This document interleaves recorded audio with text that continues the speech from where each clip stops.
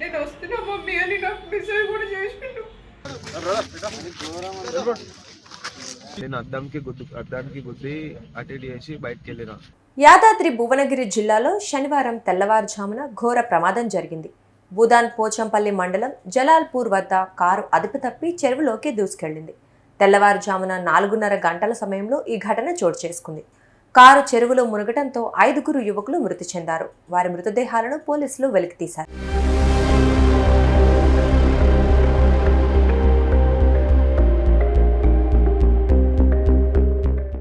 మృతులను హైదరాబాద్ ఎల్బీ నగర్లోని ఆర్టీసీ కాలనీకి చెందిన హర్ష, దినేష్, వంశీ, బాలు, వినయ్గా గుర్తించారు. మృతదేహాలను భువనగిరి ప్రభుత్వాసుపత్రికి తరలించారు. ప్రమాద సమయంలో కారులో 6 యువకులున్నారు. మణికంఠ యాదవ్ అనే వ్యక్తి కారు అద్దాలు పగలగొట్టి సురక్షితంగా ప్రాణాలతో బయటపడ్డాడు. హైదరాబాద్ నుంచి భూదాన్ పోచంపల్లికి వెళ్తుండగా ఈ ప్రమాదం చోటు చేసుకుంది. మృతులంతా 20 నుంచి 21 ఏళ్ల వయసులోపు వారే. శుక్రవారం రాత్రి ఇంట్లో నుంచి వీరు బయలుదేరారు. మద్యం మత్తులోనే ప్రమాదం జరిగినట్లు తెలుస్తోంది. ఈ ఘటనపై భూదాన్ పోచంపల్లి పోలీసులు కేసు నమోదు చేసి దర్యాప్తు చేస్తున్నారు.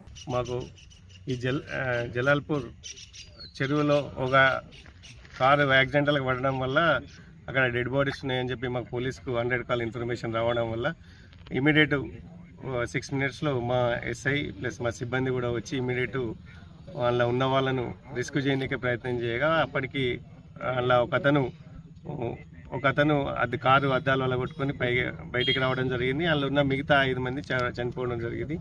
మార్నింగ్ టోటల్ వాళ్ళ వెహికల్లో స్విఫ్ట్ డిజైర్ వెహికల్లో 6 మెంబర్స్ మార్నింగ్ 5:30కి ఈ కొత్తగూడెం నుంచి టువర్డ్స్ పోచంపల్లి రావడం జరిగింది.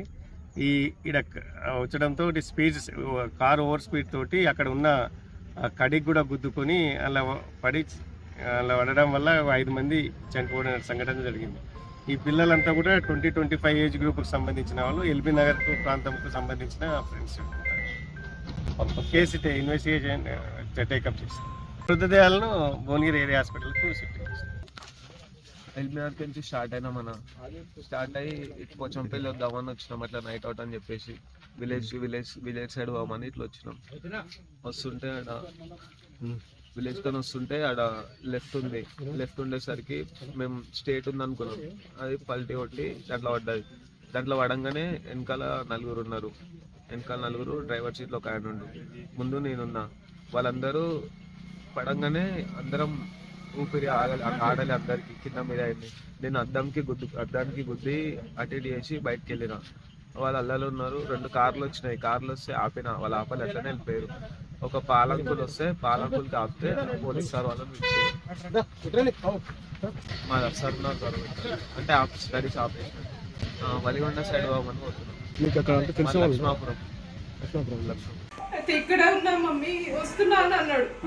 సరేనే అని చెప్పి ఏ టైంకి రాత్రి 3 o'clock ఫోన్ చేసిన నేను నైట్.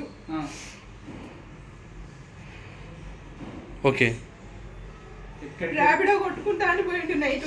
ఒక చిన్న బాబు బండి తీసుకొని పోయి అయితే నేను 12 గంటలకు ఫోన్ చేసిన. ఒకసారి లిఫ్ట్ చేయలేదు. మళ్ళీ 2:30 ఫోన్ చేసిన, లిఫ్ట్ చేయలేదు. ఇక 3 గంటలకు ఫోన్ చేసి మాట్లాడి మమ్మీ వస్తున్నా అన్నాడు. ఇక్కడ పక్కన గల్లీలు ఉన్నా వస్తున్నా అంటే నువ్వు ర్యాపిడ్ ఆఫ్ చేసుకొని నైట్ ఏం చేస్తున్నావు, ఇంటికి రా అని చెప్పి అన్న. అంటే వస్తున్నా మమ్మీ నువ్వు వండుకో అని చెప్పి నాకు మెసేజ్ కూడా చేసిండు వాట్సాప్లో. నేను 500 కొట్టినా నీకు, నేను వస్తున్నా మమ్మీ అని నాకు మెసేజ్ కూడా చేసిండు. అబ్బాయి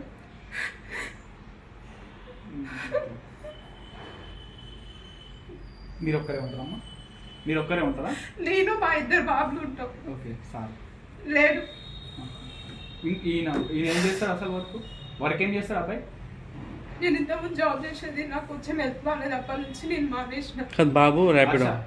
హర్ష ఏం చేస్తారు? పప్పు హర్షవర్ధన్ ఆయన పేరు. హర్షవర్ధన్ ర్యాపిడో నడుపుతారా? ర్యాపిడో నడపడైనా. ఓకే, అయితే ఇప్పించిన నేను. ఓకే, ఒక 3-4 months బ్యాక్. అయితే ఆ బండి కుదబెట్టిండు, ఈఎంఐ కట్టలేక కుదబెట్టిండు. సరేలే కట్టుకుంటాడేమో అని చెప్పేసి నేను కూడా ఏమంటే అది ఈ నెల ఈఎంఐ కట్టలేదు, మళ్ళీ బండి ఫైనాన్స్ వాళ్ళు వస్తారా అని అన్నందుకు సరే మమ్మీ తమ్ముడిది ర్యాపిడో కొట్టుకుంటా అని అన్నాడు. సరే కొట్టుకోరా అని అన్నా. మొన్న నైట్ పోయి కొట్టలేదు. కొట్టకుండా తెల్లారి వచ్చిండు 8 గంటలకు వచ్చి ఈడ కూర్చుండి నేను అక్కడ పూజ చేస్తున్నా, వచ్చి నాకేం చూసిండు పూజ చేస్తున్నా అని ఏం మాట్లాడి ఇన్నే కూర్చొని ఏడుస్తుంటే నేను పూజ చేసుకొని వచ్చిన. ఏమైంది పప్పు ఎందుకు ఏడుస్తున్నావు అని అడిగితే మమ్మీ ఏం లేదు అని అన్నాడు. అంటే ఏమైంది చెప్పు, ఎందుకు ఏడుస్తున్నావు, నువ్వు ఎప్పుడు లేని ఎందుకు అంతగానే ఏడుస్తున్నావు అడిగి నేను ఆడ నిలబడ్డ వాడు ఈడ కూర్చున్నాను. నన్ను వచ్చి గట్టిగా పట్టుకొని ఏడ్చిండు. ఏడవగానే ఎందుకు ఏడుస్తున్నారా అని అడిగితే మమ్మీ నీకు 3 కొడుకులు కదా, నీకు 2 కొడుకులు, నేను లేను మమ్మీ నన్ను మర్చిపో అని చెప్పి అన్నాడు. అంటే ఎందుకు అంత మాట అంటున్నావు అని ఏడిస్తే మమ్మీ నాకు గోల్ వేరే ఉంది, నేను రీచ్ అవ్వలేకపోతున్నా. నా గోల్ అంటే ఎగ్జామ్లో ఒక్కసారి పాస్ ఏదైతే మళ్ళీ రాయడానికి ట్రై చేస్తాను. నా జీవితం కూడా అంతే. నువ్వు ఎందుకంత బాధపడుతున్నావు, నేను దేనికి నేను ఇబ్బంది పెడతలేను కదా, తమ్ముడు చేస్తుండు, నేనేదో చేస్తున్నా, మనకు నడిచిపోతుంది అని చెప్పి నేను మాట్లాడినా. సరికి ఏడ్చిండు ఇక్కడే పడుకుండు. నేను ఆ పని చేసుకున్నా, ఇక్కడికి దేవుడు లోపల పండుకోపోవాలన్నా, లేదంటే ఇక్కడ పండుకో అంటే లేదని అన్నే పన్నాడు. వాడబడ్డాక మళ్ళీ 11 గంటలకి నేనే లేపిన. మా చిన్న బాబు 11 గంటలకు పోతాడు. పోయేటప్పుడు లేపి లోపల పండుకో అని చెప్పి లేపంగానే లేచి లోపల పండుకొని 7 గంటలకు లేచిండు. నిన్న లేపంగా అన్న కూడా తినమని చెప్పిన లేవలే ఏడుచుకుంటే అంటే పడుకుంటు. అయితే ఏమైంది నీ బాధ చెప్పుకుంటే నీ బాధ పోతుంది, ఏమైందిరా ఏదైనా అమ్మాయి విషయం అంటే లేదు మమ్మీ అని చెప్పాను. సరే చెప్పట్లేడు కదా, తర్వాత ఆడే నిమ్మలంగా వెనక చెప్తాడని నేను అట్లా ఊకున్నా. 7 గంటల లేచినాక అన్నం తింటావా అంటే నేను తినాను అని అన్నాడు. పోయిండు ముఖం కడుపుండు. వాళ్ళ తమ్ముడు వచ్చిండు. తమ్ముడు రాగానే బంటాలను తీసుకొని మమ్మీ నేను రాములో పోతున్నా అని చెప్పి అని అన్నాడు. సరే నువ్వు 12 గంటల వరకు కొట్టుకొని వచ్చేసేయి, ఎక్కువ తిరగకు పోలీసులు కూడా పట్టుకుంటారు అని చెప్పి అన్నాడు. నమ్మినా సరే మమ్మీ అని చెప్పి పోయిండు. నేను 12:30 1 గంటకు ఫోన్ చేసిన, లిఫ్ట్ చేయలేదు. 2 గంటలకు ఫోన్ చేసిన, లిఫ్ట్ చేయలేదు. లాస్ట్ 3 గంటలకి మళ్ళీ ఆయనే చేసిండు, నేనే చేసిండు. అప్పుడు లిఫ్ట్ చేసి మమ్మీ నువ్వు బాధపడకు పండుకో, నీకు డబ్బులు కొట్టినా నేను అని చెప్పి నాకు మెసేజ్ కూడా చేసిండు. అయితే నేను తెల్లారి ఫోన్ చేస్తే స్విచ్ ఆఫ్ వచ్చింది. సొంతం ప్లేస్ ఎక్కడ?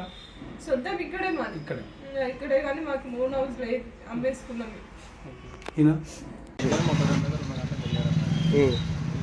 రాలేదు నైట్, మళ్ళీ ఫోన్ చేస్తే నాట్ పెట్టుకుని వచ్చింది.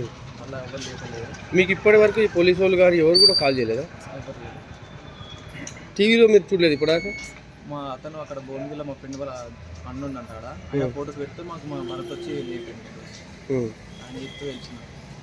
అసలు ఇప్పటిదాకా మీకు విషయం తెలియదు, మేము వచ్చి చెప్పాక అందరి పరిస్థితి అట్లే ఉంది. ఎవరి ఇంట్లో ఎవరు కూడా ఎంతమంది వెళ్ళిరని అనుకుని ఉన్నారు. ఇంకా 5:30కి అయింది ఇన్సిడెంట్. మా ఫ్రెండ్ భువనగిరి అతని ఫోటోస్ వచ్చినాయి. ఆ ఫోటోస్